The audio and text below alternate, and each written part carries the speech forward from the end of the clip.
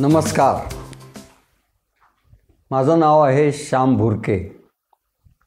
Bank of महाराष्ट्रमध्ये मी क्लर्कपासून बऱ्याच वरच्या post, deputy general manager, principal अशा सेवा दिल्या.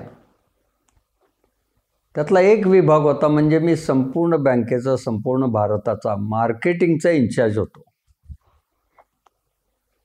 Assistant general manager marketing. आणि त्या काळात आमच्याकडे नवीन चेअरमन आले, MD मल्ल्यासाहेब. तरुण होते, अतिशय डॅशिंग होते, कामाला पक्के होते आणि आधी जिथं जिथं होते तिथल्या बँका त्यांनी प्रगतीपथावर नेल्याचंही माहिती होतं. बँकेची वेळ होती 10:30ची, पण ते 10लाच येऊन कामाला लागायचे. त्यामुळं बँकेतल्या सर्व इतर साहेब लोकांना आपणही वेळेवर आलं पाहिजे हे जाणवत होतं. ते कोणालाही म्हणत नव्हते तुम्ही 10 वाजता या, पण 10:30ची वेळ आहे तेव्हा काम सुरू झालं पाहिजे. नाही तर काही जण काय होतं, 10:30ला यायचे आणि आल्यावर 10 मिनटं पूजा करायचे केबिनमध्ये. गणपती आहे, अमुक देव आहे, ते आहे, कोण उदबत्ती लावत बसायचे. ते सगळं आधी येऊन काय पाहिजे असलं तर करा, पण 10:30ला बँकेचं काम सुरू झालं पाहिजे. आणि ते कसं व्हायचं तर 10:35लाच ते मीटिंग बोलवायचे. कोणाला बोलवायचे त्यावेळेला तर कामाला तिथं हातात पेन आणि डायरी घेऊन हजरच पाहिजे. सगळीकडेच ॲक्टिव्हिटी सुरू झाली. कामाला लागले, लोक कामाला लागले, आधीपेक्षा जास्त काम करू लागले. आणि त्यांनी एक योजना आखली. मला म्हणाले, तुम्ही मार्केटिंगचे इन्चार्ज आहात, तर आपल्याला जास्तीत जास्त व्यवसाय करायचा असेल तर वरचेवर ते पाहावं लागतं की कोण किती काम करत आहे आणि त्याला प्रेरणा देत राहायला लागतं. तर दर गुरुवारी आपण मीटिंग घेऊ. त्याचं नाव होतं थर्सडे मीटिंग. ती मीटिंग 4 वाजता लोकमंगलमधल्या एका कॉन्फरन्स हॉलमध्ये व्हायची. त्या मीटिंगला काही जनरल मॅनेजर असायचे विविध विभागाचे आणि गावातला एक ब्रांच मॅनेजर कुठला तरी वेगवेगळा दर गुरुवारी बोलवायचा. हे त्या ब्रांच मॅनेजरलाही हेड ऑफिस आपल्याकडे कशा दृष्टीनं बघताय हे कळलं की त्याच्याकडनं ती बातमी आणि सगळीकडं जात असते. त्यांनी काय सुरू केलं, फक्त पहिल्यांदा विषय घेतला की करंट अकाउंट. करंट अकाउंट आपल्याकडे किती या आठवड्यात आले हे मला हवं आहे म्हटले. गुरुवारी ते मांडायचं, करंट अकाउंट किती आलेत आणि रिजन किती आहेत आपले. हे एवढे रिजन आहेत, 26 रिजन आहेत. त्या 26 रिजनचं हे मांडायचं आणि पॉवर पॉईंटवर ते दाखवायचं. 26 रिजन करंट अकाउंट या आठवड्यात किती आलेत. तर म्हटलं आता पहिल्या मीटिंगला कळणारच नाही, पुढच्या मीटिंगला मांडा. पुढच्या मीटिंगला करंट अकाउंट किती आलेत या आठवड्यात.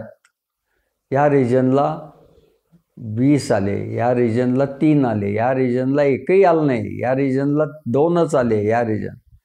आणि त्यांना गुरुवारी संध्याकाळी या मीटिंगचा वृत्तांत म्हणून त्या सर्व रिजनना मेल करायची. आणि चेअरमन साहेबांनी आणि सदस्यांनी असं निरीक्षण केलेलं आहे की आपल्या रिजनमध्ये या संपूर्ण आठवड्यात आपल्या शाखा इथं 32 आहेत. त्या 32 शाखा मिळून 2 करंट अकाउंट उघडलेले आहेत.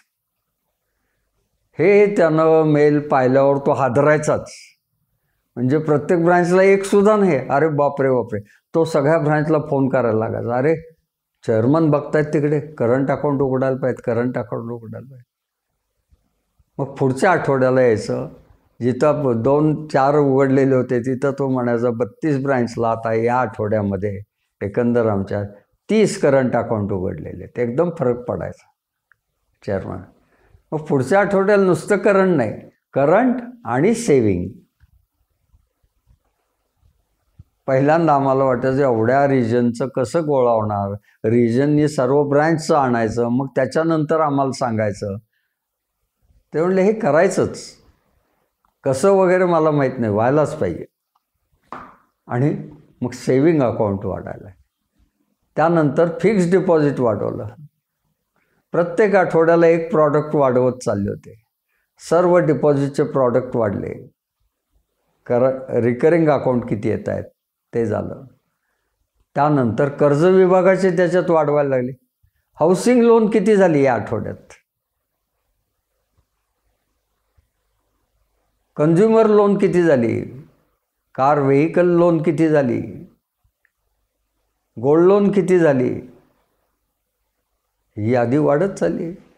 ठेवीचे झाले 5, आता कर्जाचे झाले एवढे 10 प्रकार. मग त्यानंतर ते म्हणले आता युटिलिटी सर्व्हिसेस वाढवायच्या. युटिलिटी सर्व्हिसेस म्हणजे काय, जे ठेव आणि कर्ज नाही पण बँक सेवा देते अशी सेवा. म्हणजे काय, लॉकर, इन्शुरन्स बिझनेस, ते किती होत आहेत तेही पाहत आहेत. अरे बापरे, आपले चेअरमन बघतायत, हेड ऑफिसमधले सगळे जनरल मॅनेजर बघतायत, आणि मेलवरच त्यांनी सांगायचं. ह्या सगळ्याचा असा परिणाम झाला की ते वाढवत वाढवत चालले. हे 3 झाल्यावर वाटलं आता झालं नाही. ते म्हणले आता ई प्रॉडक्ट चौथा घ्यायचा. म्हणजे क्रेडिट कार्ड किती दिली, डेबिट कार्ड किती दिली,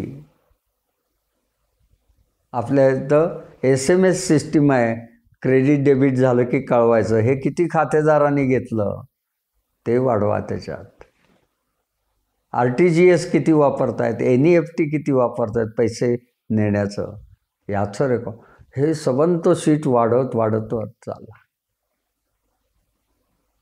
ई प्रॉडक्ट झाल्यावर त्यांनी अजून एक वर सांगितलं त्याच्यात, तो म्हणजे कॉन्ट्रा एंट्री.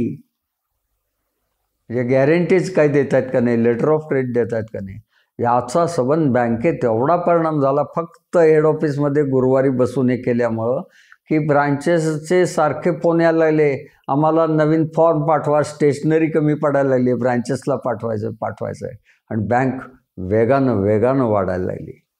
हा अनुभव मी तिथं घेतला MD मल्ल्यांचा. काय करू शकतात ते.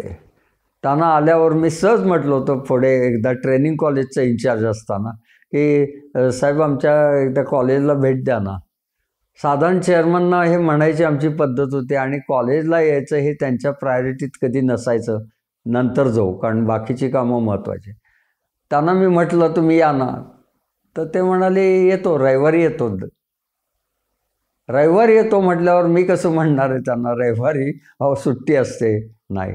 रविवारी मी सबंध कॉलेजवर थांबून एक बॅच बोलवलेली होती त्यांच्यासाठी, त्यांना ॲड्रेस करायला, आणि त्यांना त्यांनी येऊन सांगितलं. वा, एक त्यांच्याबाबतचे मला फार आठवणीतला प्रसंग आहे.